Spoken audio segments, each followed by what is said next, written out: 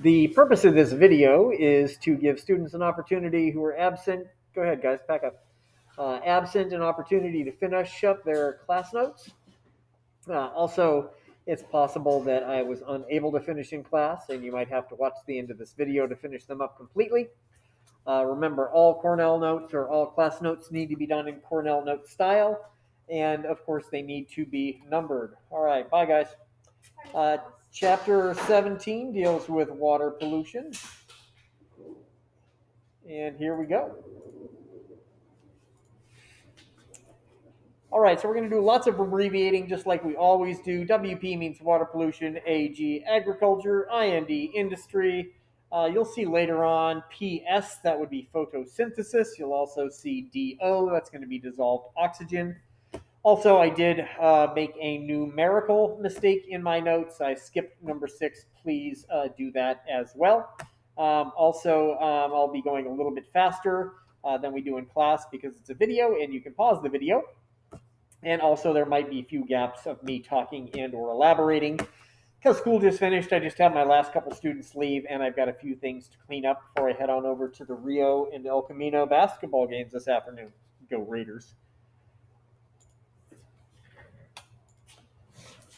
Give me 1 second. I'm going to go lock my door.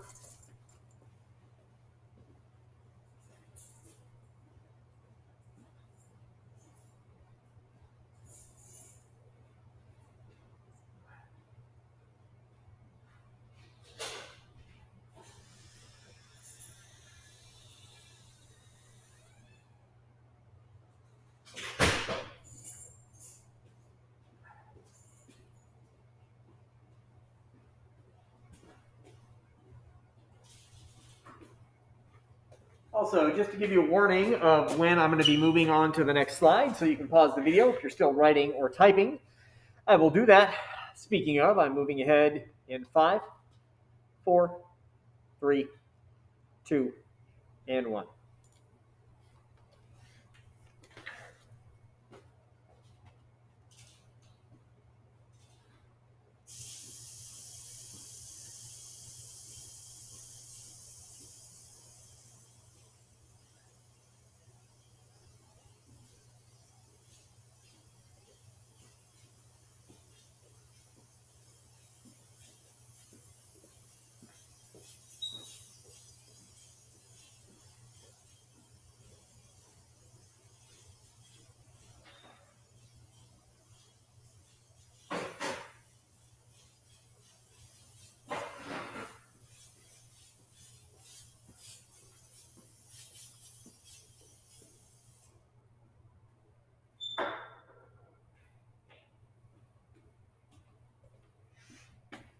All right.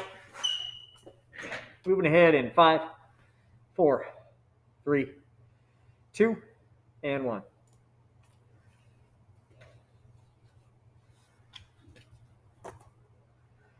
Okay, so there's lots of threats in terms of water pollution and water quality. Of course, the case study in chapter 16 dealt with mercury and its toxicity and its effects on humans.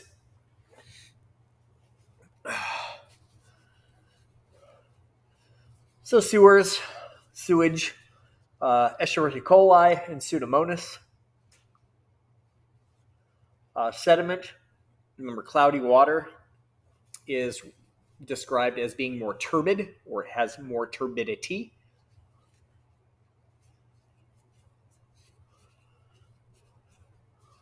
Nutrients, nitrates and phosphates are also considered to be pollutants because they can lower the dissolved oxygen.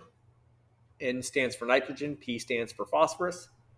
And of course, there are infectious diseases, pathogens, viruses can be found in drinking water. Moving ahead in 5, 4, 3, 2, and 1.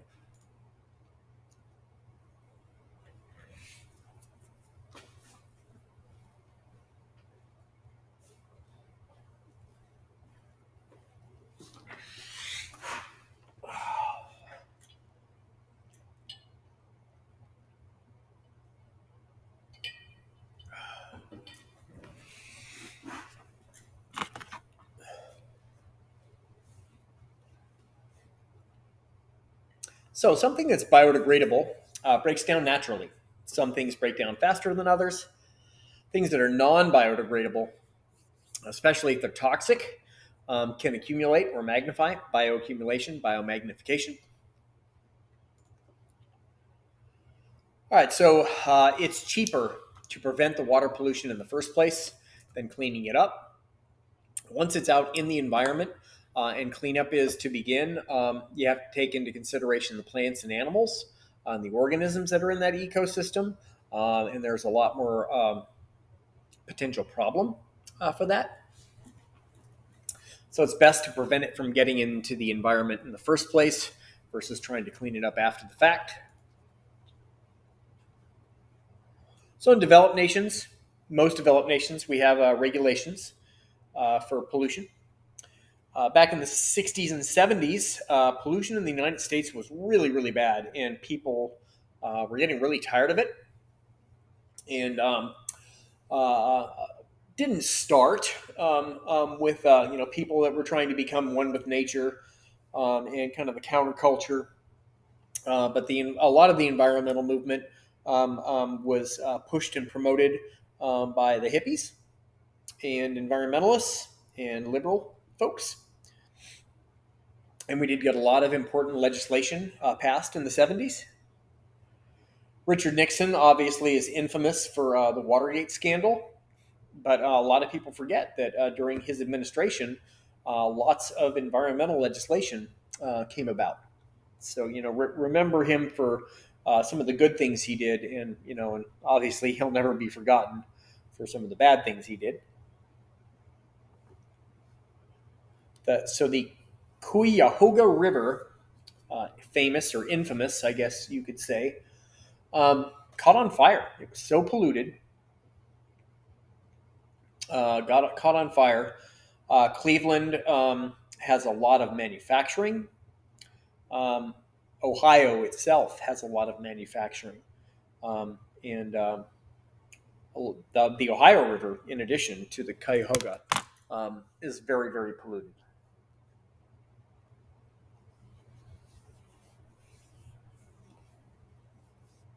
Moving ahead in five, four, three, two, and one. So things are better, but there's still a lot of work to do. And honestly, um, with the population expansion since the 60s and 70s, it's putting a lot more stress on our environments, a lot more pollution, even though there are laws preventing it um, and laws about cleaning it up. Um, just the sheer number of people on the planet is putting a lot more pollution into the environment. So, some pretty startling statistics. 40% of our headwaters, of our watersheds, um, are being polluted by mining. And just to remind you of what this vocabulary means, so let's use the American River as an example. The source of the American River really is the rain and snow from the Tahoe region. So the snow-covered mountains that surround Lake Tahoe, those run into Lake Tahoe, and then Lake Tahoe runs into the American River. So the water, the headwaters would be those mountains up near Tahoe. Many times mining affects these because mining happens in a lot of mountainous regions. The mountain building process um, concentrates a lot of precious metals. And remember, mountains are high up and everything runs downhill. So a lot of the mining takes place at elevation. Ohio River is the worst polluted river in the United States. These images are from the Ohio River. This is acid mine drainage. Moving ahead in five, four, three, two, and one. All right, I'm going to take a break from speaking for a second. Got to send out an email.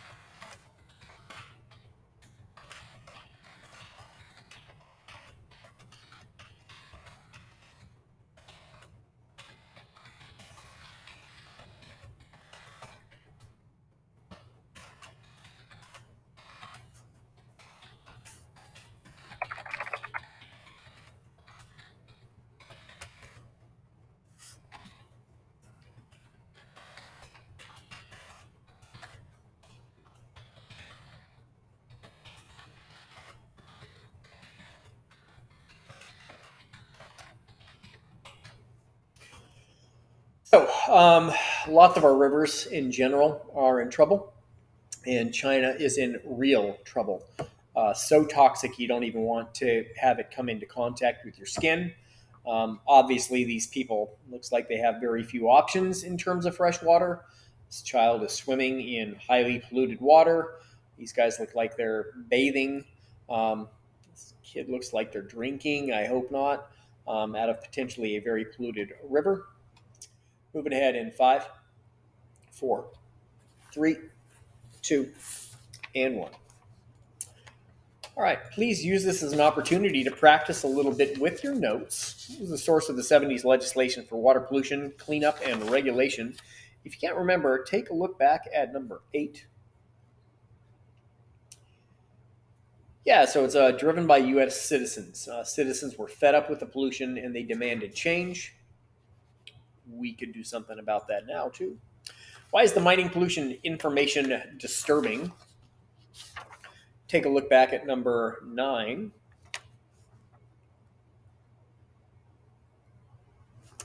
Yeah, 40% of our headwaters are being polluted by mining, and mining is important for getting rare earth metals and resources that are needed for technology, even needed for renewable energy that we're going to need in the future. So that's a problem. We need to clean that up. Why are the statistics about water pollution in non-developed nations particularly disturbing? Take a look at number 10 and 11. Yeah, a large proportion of the rivers, the major rivers in the world, are polluted, and some so polluted that cancer, they're causing cancer in inhabitants, especially in China. All right, here we go. So we've already done a lot of talking about eutrophication, PS photosynthesis, DO dissolved oxygen, uh, DCS decomposers. I'm getting back to my email.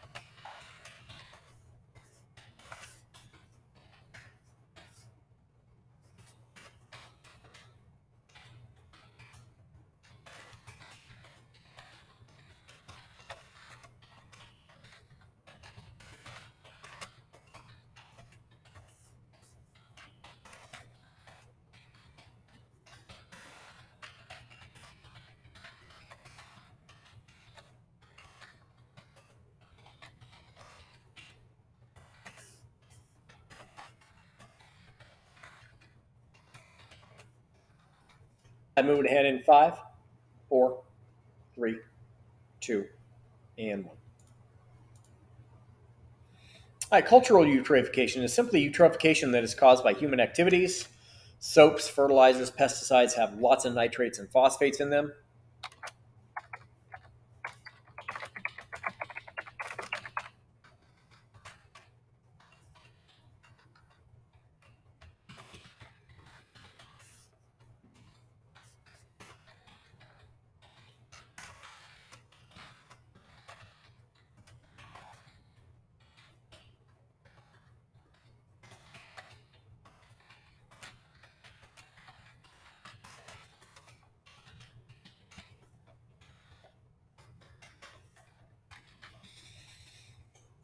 All right.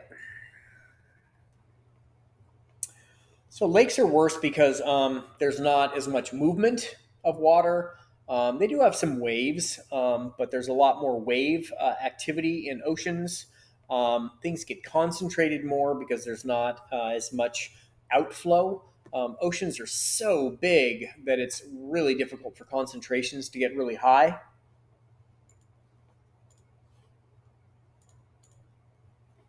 All right, so some lake terminology: oligotrophic lake versus eutrophic. Oligotrophic, crystal clear, and eutrophic lakes are the opposite. Eutrophic lakes are clogged, they're green. Keep Tahoe Blue was spurred by algal blooms happening in Tahoe. Tahoe is famous for its crystal clear blue waters, and people started realizing too many phosphates and nitrates were ending up in the lake, and it was harming plant and wildlife in the lake. And that created a public awareness marketing campaign that is still ongoing today.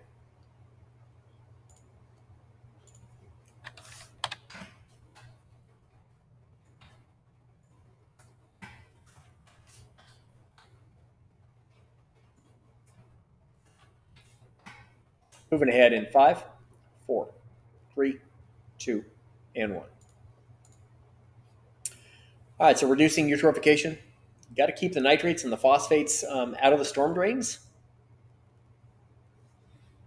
Um, when I realized the potential for, because I live real close to the American River, um, I wash my car less frequently than I used to. I'm still kind of a do-it-yourselfer. If I took a quick whack, I wouldn't have to worry about that.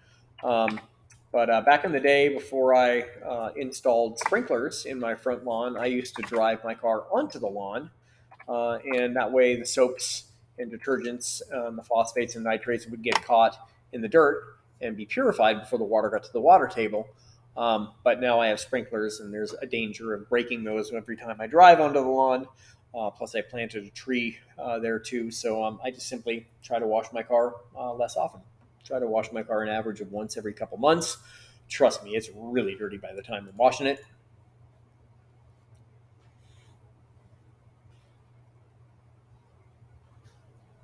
So we're adding oxygen to lakes, stopping or slowing nutrient flow into them.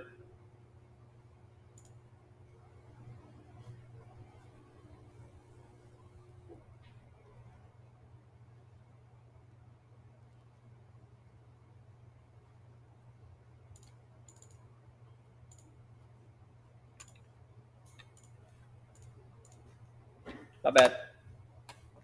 Moving ahead in five, four, three, two, and one. All right, explain how eutrophication works to create low dissolved oxygen levels for organisms. Take a look back at number 12.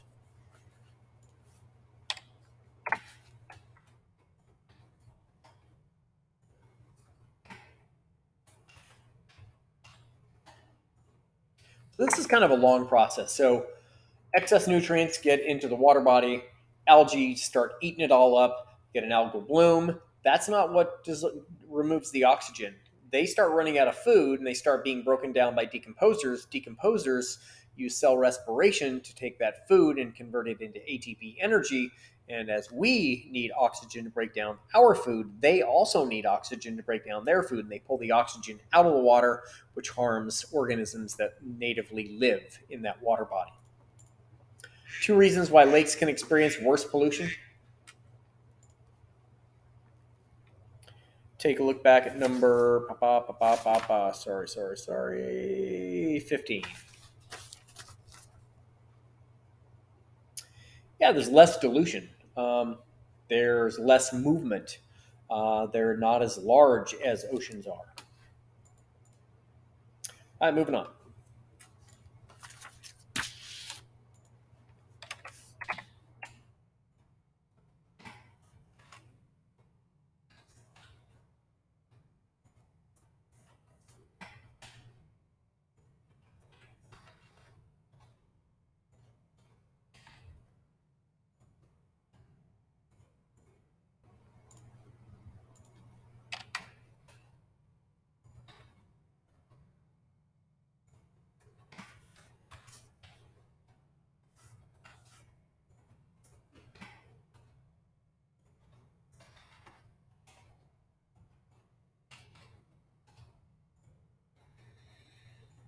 All right, sorry about that.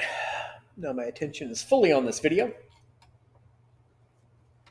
All right, so the Great Lakes. You guys saw the movie on the plastic problem the other day. Lake Ontario is in real trouble. Eutrophication, fish kills.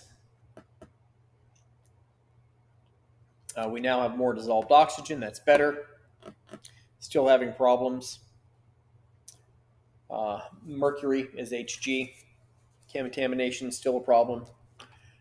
Moving ahead in 1, 2, 3, 4, and 5. The Gulf of Mexico. So the Gulf of Mexico obviously is a large body of water that has a lot of rivers from the continental United States flowing into it. Mississippi River is a big one as well.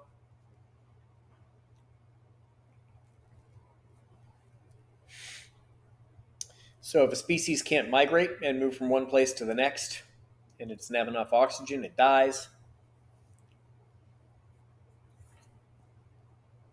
We're dredging a lot of the rivers and straightening them, which makes it easier for nitrates to flow out and into the Gulf of Mexico. We're moving wetlands, which means there's no opportunity for it to get filtered out before it gets into the Gulf of Mexico. And we're having massive eutrophication, and then, of course, lots of oxygen depletion. Moving ahead in 5, 4, 3, 2, and 1. All right, ocean pollution.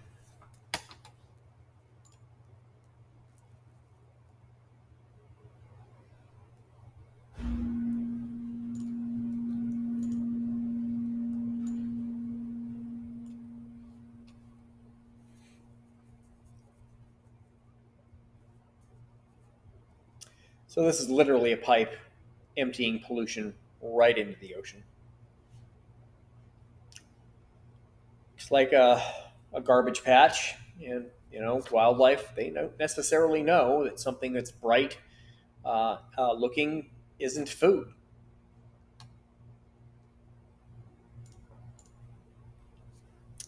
We need to reduce pollution on land so it never gets to the ocean.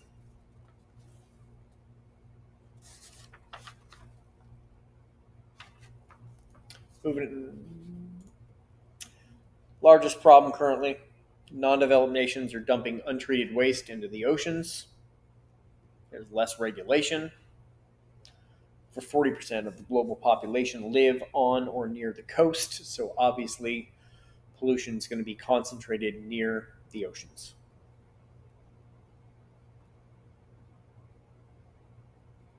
Moving ahead in 5, 4, 3, 2, and 1. 2 things you learned about pollution in the Great Lakes. Take a look back at number 19.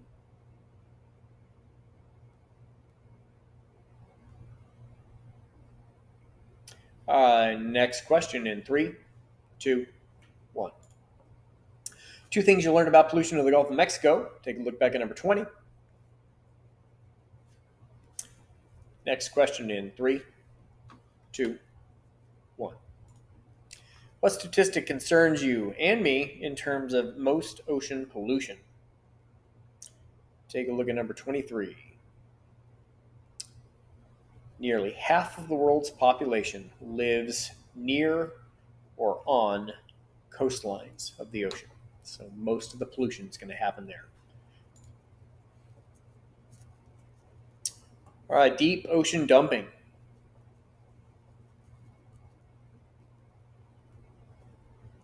So it's deeper, so there's going to be more dilution.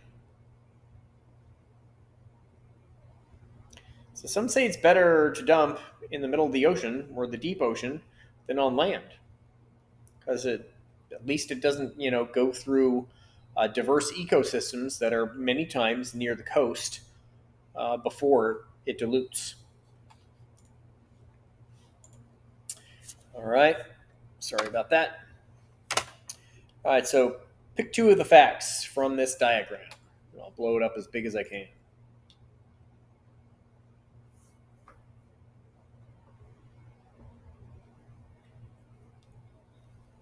I'm moving ahead in 5, 4, 3, 2, and 1. Garbage patches. There are 2 large ones in the Pacific. In the movie the other day, you learned about the one, pardon me, in the South Pacific.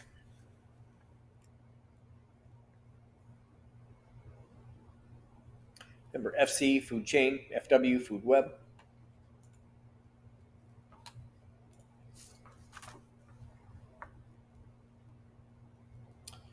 So we talked about the Deepwater Horizon. That was on the Gulf of Mexico. Exxon Valdez was a massive oil tanker ship that ran into an iceberg, and it polluted one of the most pristine marine wildlife areas, Prince William Sound near Alaska. There were a lot of reasons for that ship hitting the iceberg, some negligence. But the bottom line is, if we didn't need oil so badly, we wouldn't have to ship it around the world so much, and we wouldn't have as many accidents. Moving ahead in 5, 4, 3, 2, and 1. Deepwater Horizon. Obviously, it's a turtle and a pelican. One of the lucky ones that survived and could be cleaned.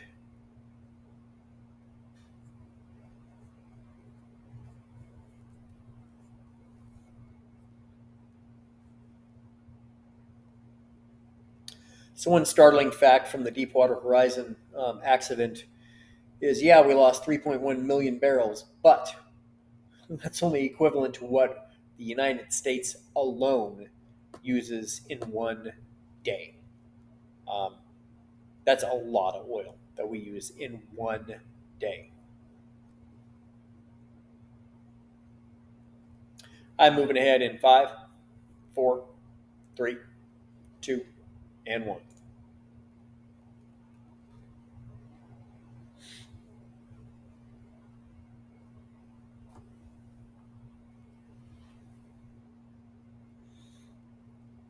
All right, so testing water.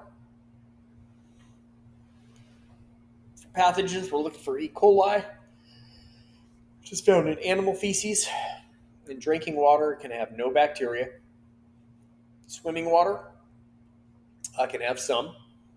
Obviously, some water is going to get into your body, but not so much that it can harm you. Level of dissolved oxygen. So if you have low dissolved oxygen, it's possible that you have a lot of nutrients in the water.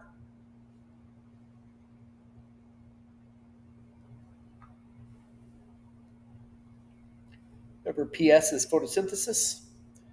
Moving ahead in 5, 4, 3, 2, and 1.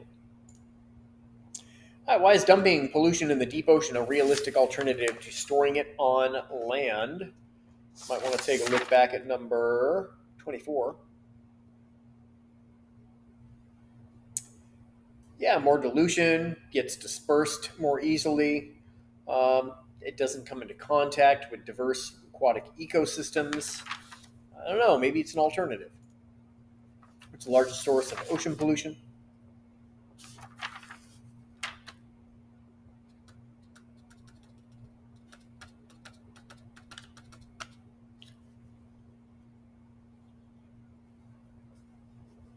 I think it's, if I'm not mistaken, um, pretty sure it's oil. 2 things you learned about Deepwater Horizon. Yeah, take a look at number 28. So we lost a lot of oil, but that's equivalent to just one single day's use for the United States. Okay, so the next couple slides are math problems. In the video for chapter 16, I showed you examples of what I want and what I don't want. These problems, we could either do these in class more formally, where I could give you an opportunity to pause the video and work these out at home, maybe even look up some things on the internet. Bottom line is you need to know how to do these problems if you're planning on doing well on the test. So my expectation is that you write down all of the given information, that you write down all of the calculations. Anything short of that will lose you half a point, and that's a big deal when the assignment's only worth 2 points to begin with. All right, I will let you know when I'm going to show you the solution so you can pause the video and give yourself an opportunity to see if you know how to do it. All right, here we go. How many barrels of oil were used in 2016 to make water bottles? Solutions coming in 5, 4, 3, 2, 1. Next question. So there's some given information and then your next question.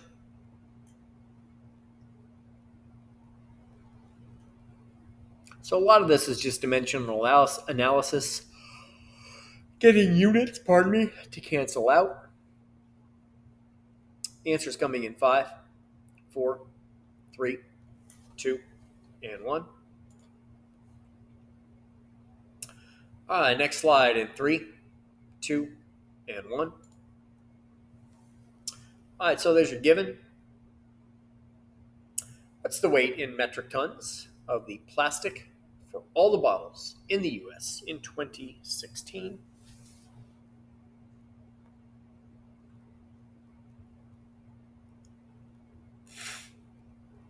Makes me very proud to see a lot of students using hydro flasks, filling their bottles on campus, and eliminating their or minimizing their single-use plastics. I encourage you to keep doing that. Answers coming in 3, 2, and 1. I've eliminated plastic water bottles, except for we do usually take a case when we go camping, or we'll buy just one of the big 2-gallon bottles when we go camping, because you can't always count on having potable water. Last question. Answers coming in 3, 2, and 1. All right, ladies and gentlemen, that is it for these notes. Please make sure you get these uploaded to Google Classroom in a timely fashion. And again, please make sure you write down the majority of the given information and, of course, all of the calculations. All right, folks, we will see you back in class.